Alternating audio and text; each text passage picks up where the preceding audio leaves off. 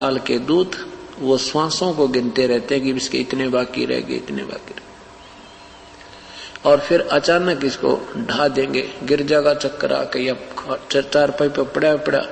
फिर इसके अंदर से सूक्ष्म रूप में अंदर से गर्दन दबा देंगे और जिह्वा उठ नहीं सकती, जबान से कोई बोल नहीं सकता, टट्टी और पेशाब निकल जाती है। जो भक्तिहीन प्राणी होते हैं, यम के दूत इतनी भयंकर मार मार कर इसको शरीर छुटवाते हैं। अब जो भक्ति करते हैं उनका शरीर बहुत शीघ्र छूट जाता है, उनका शरीर बिल्कुल सेकंड में जाएगा, यहां से निकल जाएगा, देर नहीं लगेगी। और जो भक्ति नहीं करते वो इस शरीर से ये प्राणी नहीं निकल सकता, ये बस की बात नहीं। उसको तो जबरदस्ती यम के दूत कूट कूट कर उसको घुमा खूब जब निकालते हैं तब इसका बहुत बुरा हाल होता है।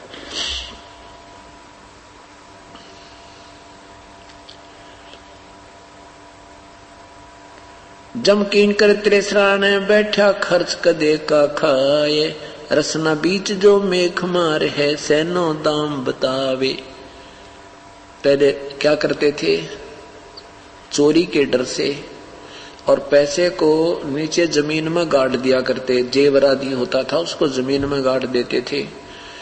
और वृद्ध व्यक्ति ने सोचा करते कहीं पहले बच्चों को धन बता दूंगा तो ये खराब ना कर दे, फिर बता दूंगा और बता दूंगा 2 वर्ष में। और अचानक हो जाती है मृत्यु, वो सारा का सारा जोड़ा जाड़ा रह गया, ना दान किया ना धर्म किया। तो मरते समय फिर क्या करता है, उस भक्तिहीन प्राणी की जुबान बंद हो जाती है, वो ऐसे ऐसे करता है। बच्चे जोर जोर से पूछते हैं, पिताजी बता दे क्या दाब रखा है, कहाँ दबा रखा है तूने वो धन। वो बोलना चाहता है पर बोल नहीं सकता, इतने में एक उसकी मृत्यु हो जाती है। फिर क्या कहते हैं, वो सर्प बनकर आता है, सर्प बनकर। जब उसकी आस्था उस धन में रहेगी, वहां दाब रखा है, तो वो दोबारा सर्प जो निर्धारण करता है, फिर उसी मकान में चक्कर काटता है और उस धन के ऊपर आकर बैठता है, फिर भाग जाता है। और किसी दिन बच्चों की नजर चढ़ जाता है तो उसके हाड़ तोड़ देते हैं। एक वृद्ध ऐसे ही मृत्यु सैया पर था, जुबान बंद होगी, बोलना चाह रहा था, जिसने कभी भक्ति करी नहीं। तो उसने, बच्चों ने सोचा पिताजी मर रहे हैं, मृत्यु हो रही है और कुछ बताना चाहते हैं, ये बता नहीं पा रहे हैं।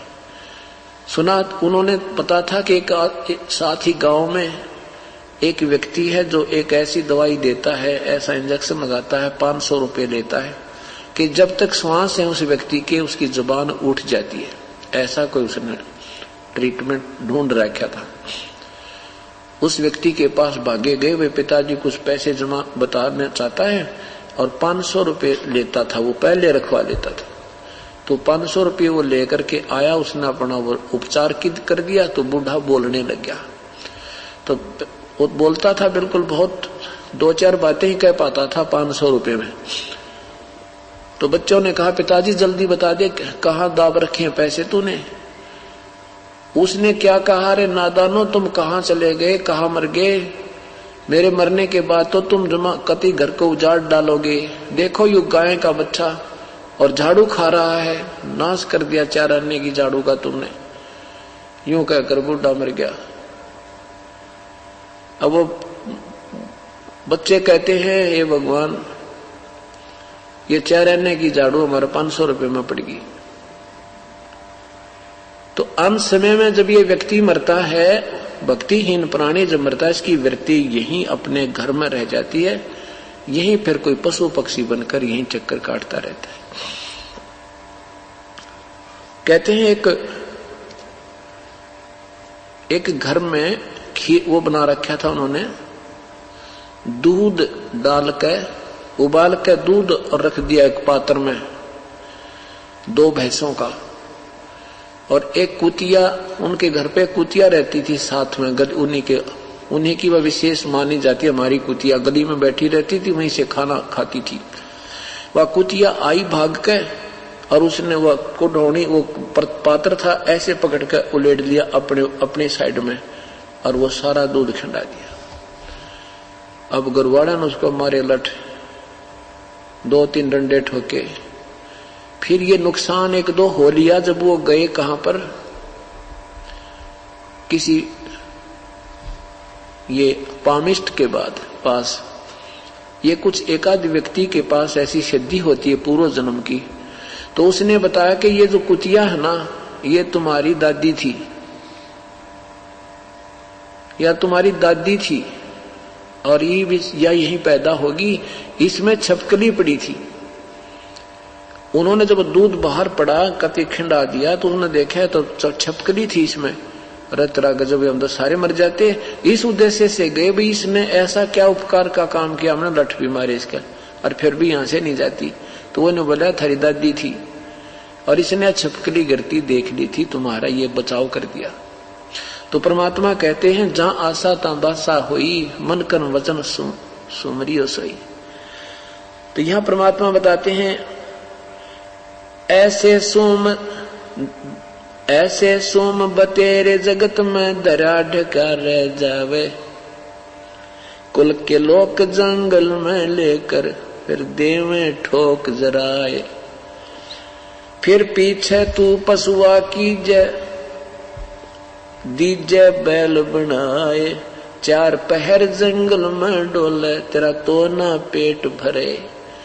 मनुष्य जीवन में देखो हम कितना सुंदर आहार करते हैं, और एक जरा से काम बिन परमात्मा की साधना के बिना पशु बैल बनेंगे तो क्या खाएंगे, नाक में तो नाथ डलेगी, रस्से से बन जाएंगे। अब तो हम जब चाहे जलपान कर लेते हैं, जब चाहे हम दूध पीवें, सेब संतरे खावें, लड्डू खावें, जलेबी खावें, हलवा और खीर खावें। यदि हम प्रभु को याद नहीं करेंगे तो फिर हमारे संग के बनेगी। ये क्या आवाज आ रही है? ऐसी भी नहीं। तो हमारे साथ क्या बनेगी? और जब हम परमात्मा की भक्ति नहीं करेंगे तो क्या बनेगा अपने संग में? एक जरा से काम बिना हमें क्या आहार मिलेगा? जुबान बंद हो जाएगी, हम नहीं बता सकते हमारा पेट दुख है, या कोई सिर में दर्द है, कोई टांग में पीड़ा है। जैसे कुत्ते बन जाते हैं, खारिश लग जाती है, सिर शीश में कीड़े पड़ जाते हैं।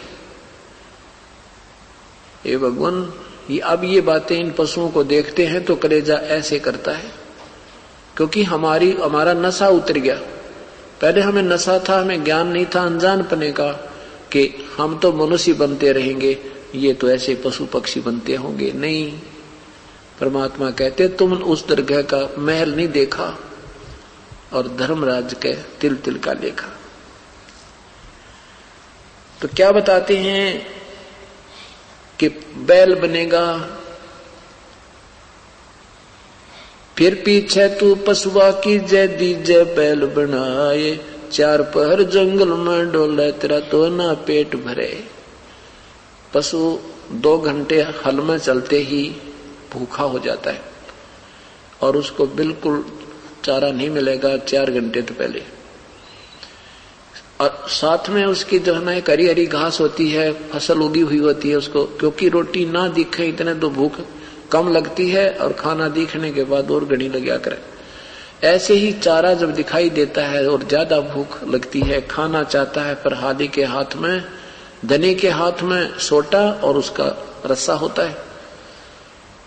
अब परमात्मा याद दिलाते हैं, नादानो आंख खोल थोड़ी सी। आज चाहे कोई राष्ट्रपति है और चाहे कोई पृथ्वीपति है, यदि जिसने भक्ति नहीं की, क्योंकि उसके साथ ये गति बनेगी, क्योंकि जो पिछले जन्म जन्मांतर के शुभ संस्कार हैं उनको आज हम अपना प्रयोग कर रहे हैं, और अब तुरंत ही हमने भविष्य की तैयारी करनी थी। अब ये बात समझ में ना आती कि सुख गणा हो गया। ये सुख भी जीव का सबसे बड़ा दुश्मन है। इसलिए परमात्मा कहते हैं कि सुख के माथे पत्थर पड़ो, जो नाम हृदय से जावे, बलिहारी व दुख के जो पल पल नाम रटावे। यहाँ परमात्मा के भजन करने वाला गरीब व्यक्ति जो मजदूरी करता है वो पूरी पृथ्वी के राजा से भी ज्यादा पुण्यकर्मी प्राणी है। राजा तो अपने पिछले पुण्य को समाप्त कर रहा है, भविष्य का कुछ बना नहीं रहा, और वो गरीब व्यक्ति वो अपनी भक्ति करके वो सेठ हो रहा है, भक्ति का सेठ। कबीरा सब जग निर्धना ये धनवंता ना कोए, धनवंता सो जानियो जप राम नाम धन होवे। परमात्मा ने तो वो सेठ देखना है जिसके राम नाम की कमाई होगी, और ये सेठ तो उसने बना के भेज रखा मालिक ने, उसका किया हुआ संस्कार उसको प्राप्त है। अब उसको खर्चो चाहे बुरा, उसको खंडाओ चाहे उसको सदुपयोग करो। सदुपयोग तो ये हो रहा जो आप आते हो सत्संग सुनते हो, ये समय का सदुपयोग, पैसे का सदुपयोग, क्योंकि बीड़ी शराब मांस तम्बाकू गुटी लाना त्याग दी और इधर उधर जैसे वैसे की तो पैसा खर्च देते थे वो समाप्त हो गया। तो ऐसे आप सेठ हो रहे हो। उसके बाद कहते हैं जब परमात्मा की भक्ति नहीं करने से वो पशु समय पर ना आहार कर रहा है और ना ही उसको फिर चैन मिल रही है, ना वो बता सकता, कहीं पर उसको कीचड़ खा रही हैं, कहीं उसको मक्खियां सता रही हैं, कहीं दर्द है तो बोल नहीं रहा। अब इतनी भयंकर सजा हमें क्यों मिली? क्योंकि हम परमात्मा भूल जाते हैं। कहते हैं परमात्मा कहते हैं कि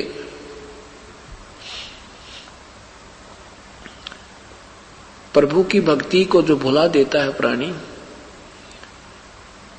उसको फिर इतनी भयंकर पीड़ा परमात्मा ये सजा देता है कि उसको इतनी 84 लाख योनियों में भी कष्ट उठाने के बाद भी उसके पाप फिर भी कुछ रह जाते हैं। एक कुत्ते के जीवन ने देखा है, गधे के जीवन को देखा है, बैल के जीवन को देखा है।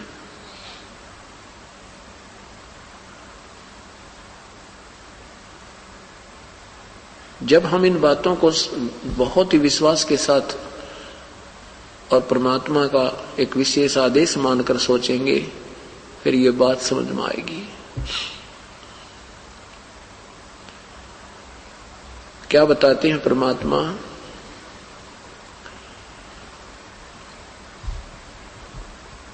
फिर पीछे तू खर की जगह, सिर पर सींग दिए मन बोरे, धूम से मच्छर उड़ावे, कांदे जुआ जोते कुआ, कौंदों का भुस खावे। और कमाल की याद दिवा दी कि सिर पर सींग दिए मन बोरे और धूम तो मच्छर उड़ावे।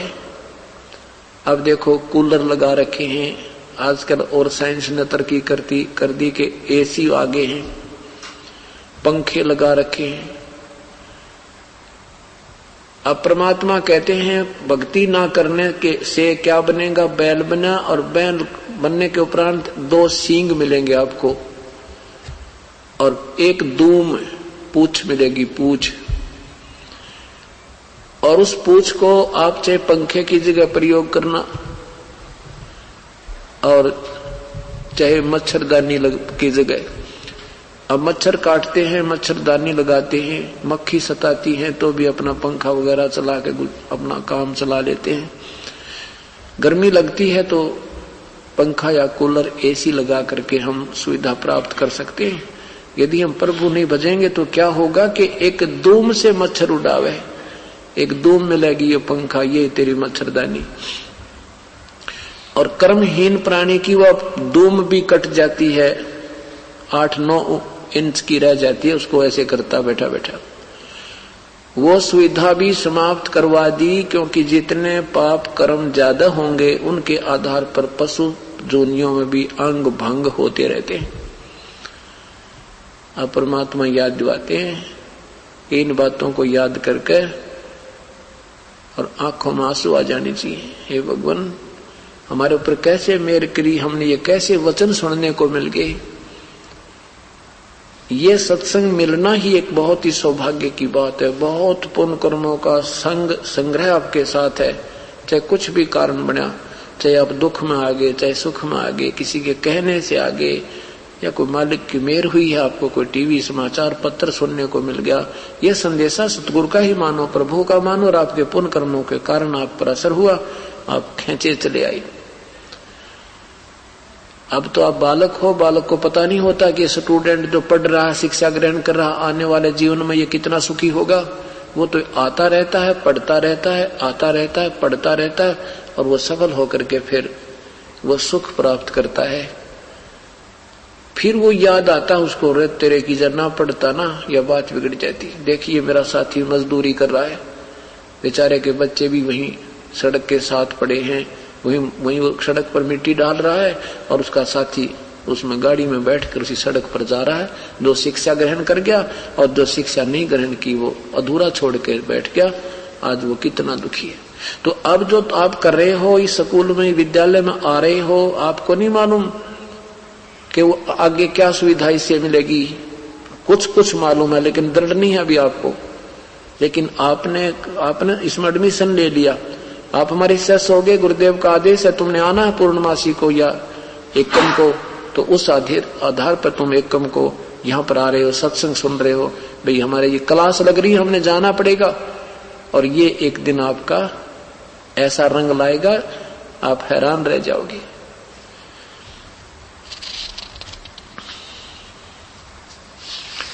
अब क्या बताते हैं, सर पर सींग दिए मन बोरे, धूम तो मच्छर उड़ावो,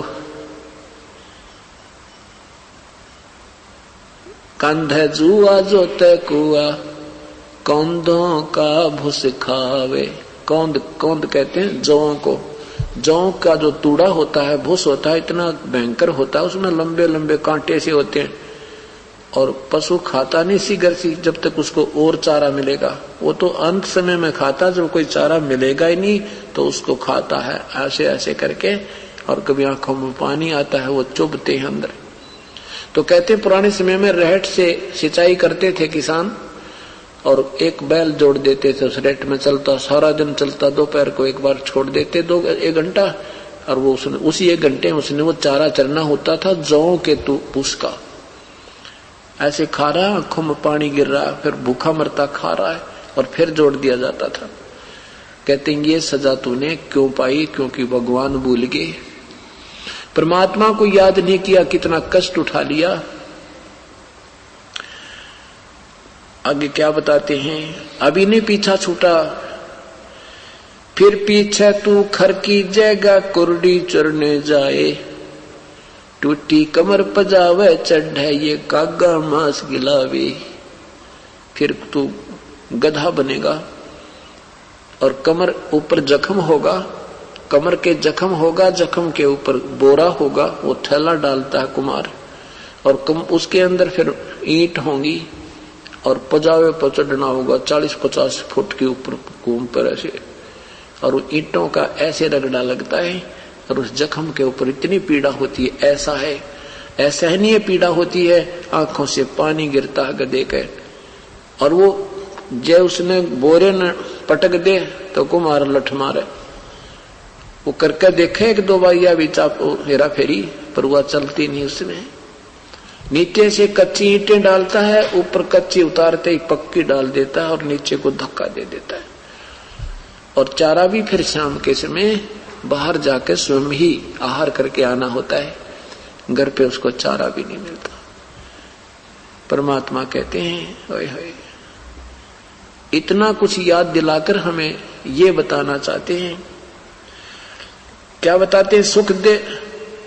और फिर क्या कहते हैं, वहां कुरुड़ी चरने जाता है तो गधे की कमर टूटी हुई होती है, कौवा आकर बैठ जाता, उसके मांस को खाता है, वो भूखा मरता, आहार कर रहा है, ऊपर से उसके कौवा उसकी मांस खा रहा है, और उसको इतनी पीड़ा हो रही है, वो थोड़ा सा ऐसे हिलता बेचारा और कुछ कर नहीं सकता।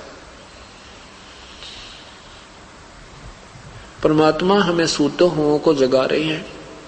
हम ये अक्षणिक सुख पाकर अपनी ही मलाइका भूल गए, भगवान को करते हैं, औपचारिक साथी करते हैं, सच्चे ढंग से नहीं लगते हैं, कसक नहीं बनाते हैं। ये दुख याद रखना पड़ेगा, तब आपसे ये भक्ति बनेगी, नहीं तो नहीं बनेगी। और क्या याद दिलाते हैं, सुखदेव ने 84 भक्ति कहाँ रंग का राय, ऐसी माया राम बलि की नरद मुनि भरमाए। दरु प्रहलाद कबीर नाम दे रहे निशान घुराए, दास गरीब चरण का चेहरा, दास गरीब कबीर का चेहरा, शब्द शब्द मिला समाए। क्या बताते हैं कि सुखदेव ने 84 भुगती। ऋषि सुखदेव जी एक गंदे अंडे के अंदर उनकी आत्मा थी। भगवान शिव जी ने पार्वती जी को जो अमर कथा सुनाई, वो नाम दिया, वो उसने भी उस नाम देने से पहले प्रभु की स्तुति सत्संग सुनाया जाता है, वो सत्संग सुन लिया और फिर वो मंत्र बताए, ये यहाँ चल, ऐसे चल, यहाँ भगवान है, उस कमल पे ऐसा है। उसमें वो गंदा अंडा स्वस्थ होकर तोते का बच्चा बन गया। फिर भगवान शिव जी को पता चला तो वो उड़कर भाग लिया और तोते वाले शरीर को छोड़कर वो प्राणी जो चार्ज हो गई थी बैटरी उसकी, वो उसकी सिद्धि से वो वेद व्यास जी की पत्नी के गर्भ में पहुंच गया। वहां से 12 वर्ष के बाद फिर वो बाहर आया। उसके बाद उसने कुछ सिद्धियां हो गई थी पूर्व जन्म की, उस साधना से, उस सत्संग आदि सुनने से, तो उससे वो चार्ज हो गया। चार्ज होने के बाद उसने किसी की नहीं सुनी, आकाश में उड़ने लग गया, भगवान विष्णु के लोक में पहुंच गया। तो भगवान ने उसको वापस कहा कि तू जा, वापस जाइए, यहाँ नहीं रह सकते स्वर्ग में, आप गुरु बनाइए, आपका गुरु नहीं है। तो फिर सुखदेव जी ने गुरु बनाने से आनाकानी की, तो भगवान से कहा कि भगवान मेरे समान कोई पृथ्वी पर व्यक्ति नहीं है, कोई साधक संत नहीं है मेरे जैसा।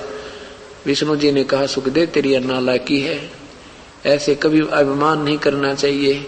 आप राजा जनक जो है वो आज के दिन मेरा एक बहुत ही अच्छा भक्त है और उससे उपदेश लीजिए, वो अधिकारी है नाम देने का। अब सुखदेव जी अपने आप को मानते थे मैं बाल ब्रह्मचारी, मैं योगी पुरुष हूँ, राजा जनक गृहस्थी है, बाल बच्चेदार है, उसको कैसे नमस्कार करूंगा, क्योंकि ये ईमान बढ़ाई बहुत खतरनाक चीज है। ये जितने भी लाल पीले कपड़ों वाले अपने भगवा भेष में या संत बने बैठे हैं, वो क्या क्या करें, वो गृहस्थियों को हे समझते हैं। ये ऐसी दुर्भावना भर रखी काल में। तो ऐसे उसके मन में आई तो वो कोमन स्वर्ग है, इंद्र का लोक, वहां पहुंच गया। वहां पहले भी जाता था, उनको पता नहीं था कि अनुपदेशी है।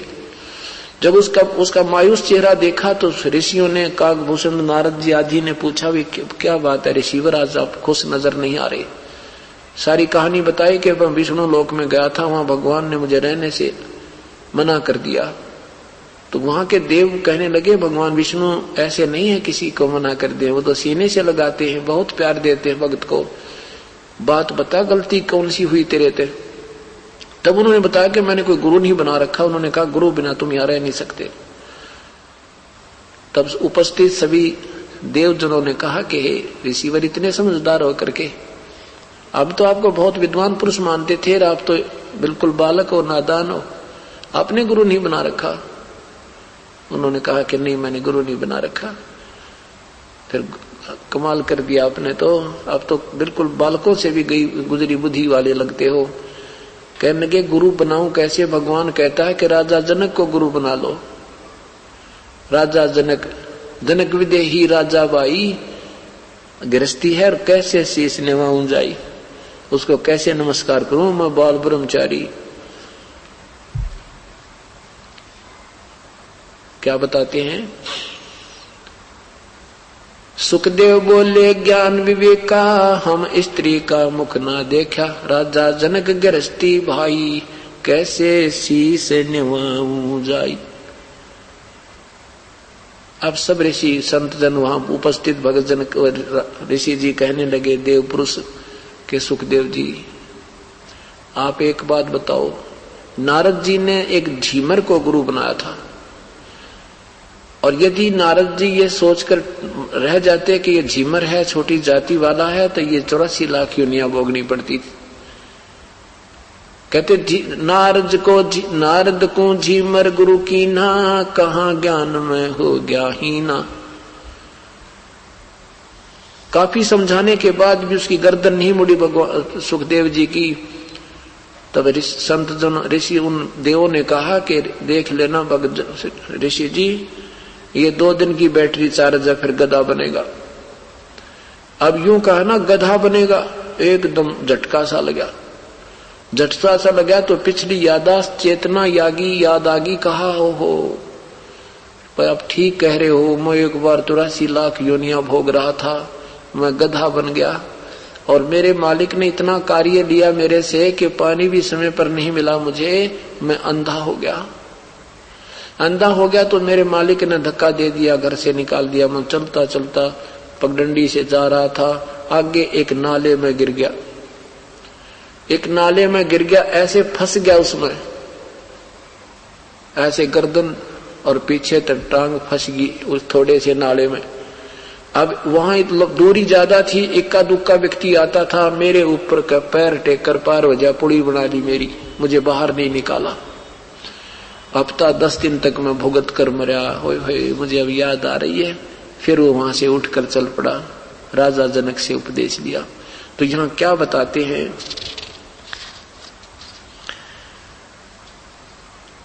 सुखदेव ने 84 भुक्ति बना, कहाँ रंग कर आए, ऐसी माया काल बोले की नारद मुनि फरमाए। अब यहाँ परमात्मा आदरणीय गरीबदास साहिब कहते हैं,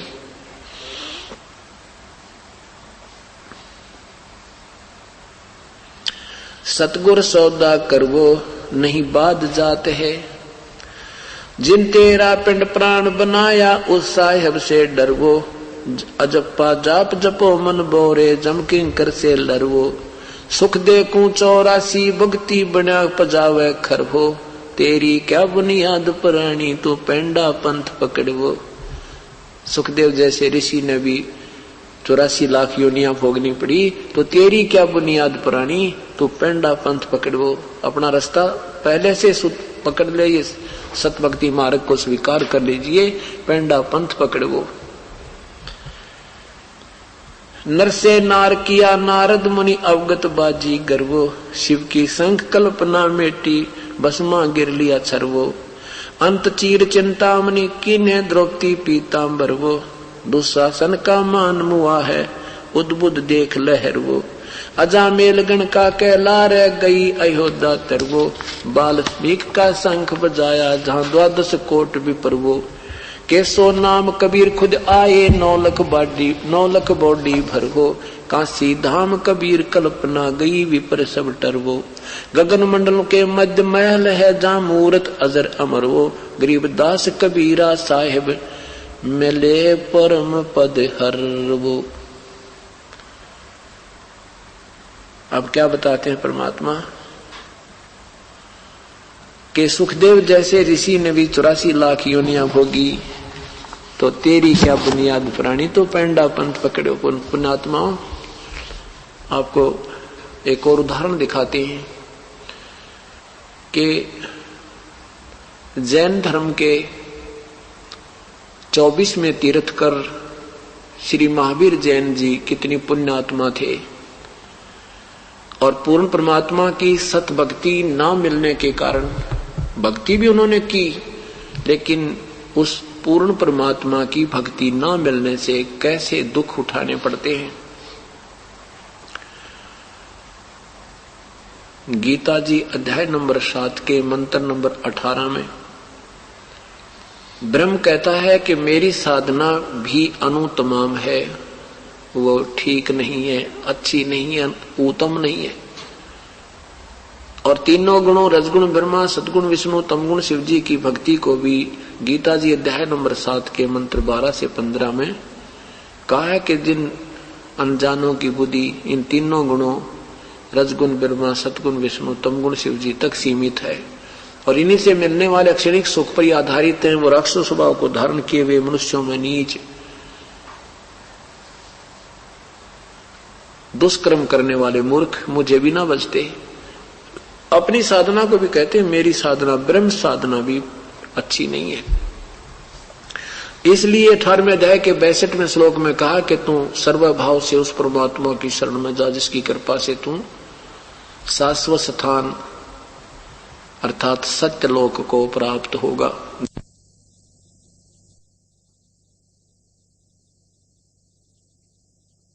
के मंत्र 4 में कहा है कि जब तुझे तत्वदर्शी संत मिल जाए जो इस सारे विवरण बतावे, ऊपर लटके हुए, ऊपर उल्टा लटका हुआ संसार रूपी वृक्ष की जड़ क्या है, तना क्या है, डार क्या है, टहनियां क्या है, पत्ते क्या हैं, तो वो समझ लेना ये तत्वदर्शी संत है।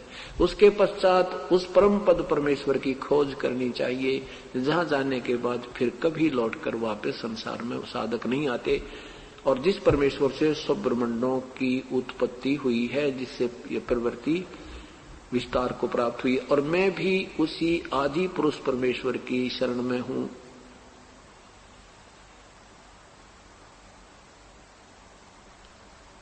उसके विषय में क्या बताते हैं, अब आपको जैन धर्म के विषय में उस महापुरुष की हिस्ट्री दिखाता हूं। अगर जरा से भी अपने आपके अंदर श्रद्धा होगी, परमात्मा की चाह होगी, तो भूल जाओगे इन बकवादों को, और अन्य पूजा करने को दिल नहीं करेगा आपका। इसलिए ये प्रमाण दिए जाते हैं ताकि हमें ये हमारे लिए गाइडलाइन बन जावे, हमारी एक बाउंड्री बन जावे, हमें विश्वास हो जावे सचमुच ये साधना जो हम कर चुके हैं ये एक अन्य की को ना, जो हम पहले करते हैं, जो तत्व ज्ञान और तीनों ये मंत्र के अतिरिक्त पूर्ण परमात्मा की भक्ति के बिना जो साधना अभी तक ऋषि जन महर्षि जन करते रहे, वो भी महाकष्ट में रहे। श्री ऋषभ देव जी जैन धर्म के प्रवर्तक माने जाते हैं। श्री ऋषभ देव जी श्री नाभि राज राजा के, श्री राजा नाभि राज के पुत्र थे, और ये सूर्य वंश थे, इक्ष्वाकु वंशी थे।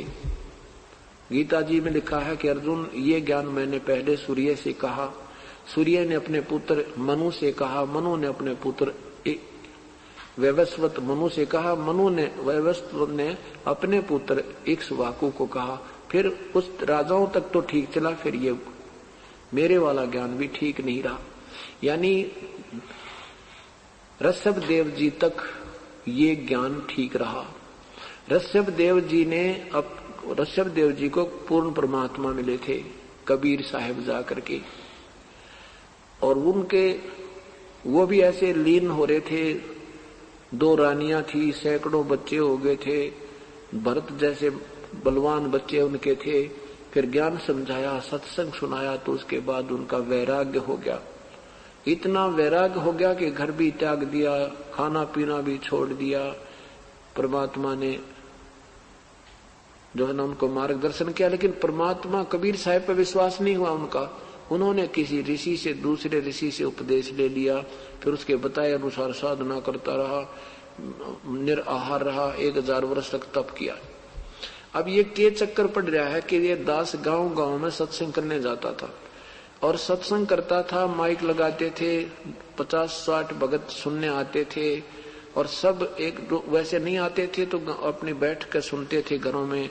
तो सब ये कहते थे सत्संग तो तोड़ पाट दिया, बहुत अच्छी किया, लेकिन इनके शर्त बहुत गणी है, ये हमारे से नहीं निम सकती है। फिर ये नाम जो बताती है, कहते हैं देवी भी मत पूजो, देवता भी मत पूजो, तो ये नहीं हमारे पर छूटे। तो वो क्या करते थे कि अपने और साथियों से पूछते जो किस दूसरे पंथों से नाम ले रखा था, तो भी उनको क्योंकि वो उचाटी तो लग जाती है, आत्मा को तड़फ होती है प्रभु की, तो वो कहते भाई हमने सत्संग की तरह नाम लेना है। वो कहते चलो हम अपने गुरु जी से दुआएंगे।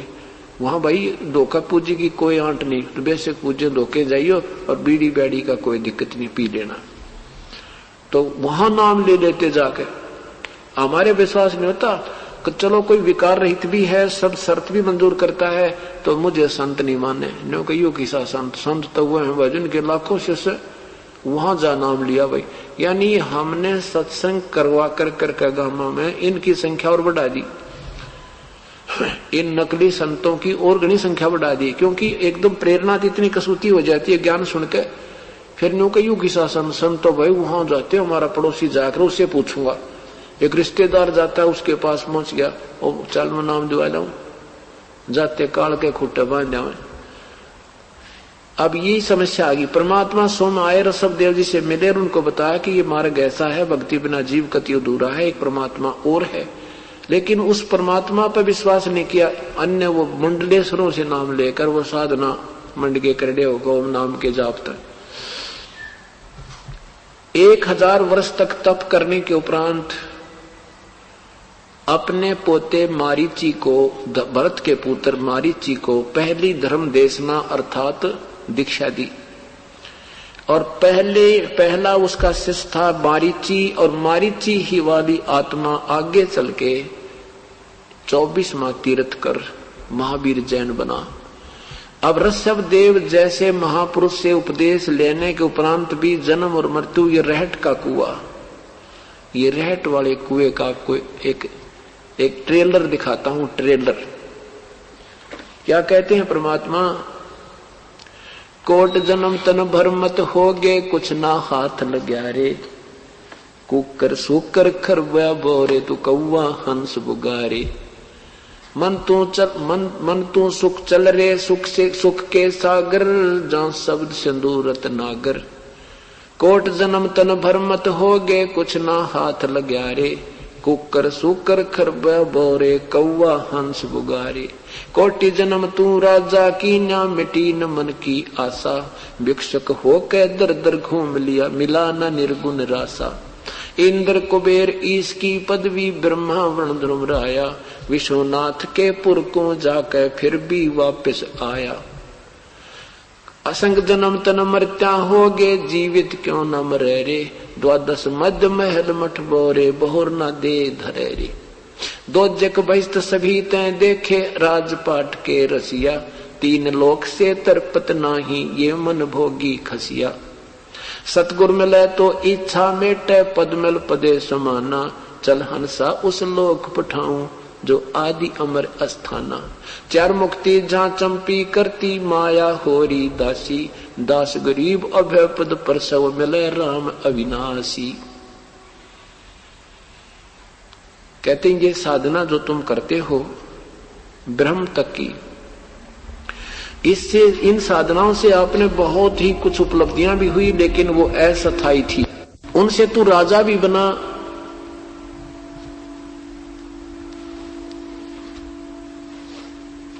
और देव भी बना। कहते इंद्र कुबेर ईश की पदवी ब्रह्मा वरुण ध्रुव राया, विष्णुनाथ के पुर को जाकर फिर भी उल्टा आया। अब यही इस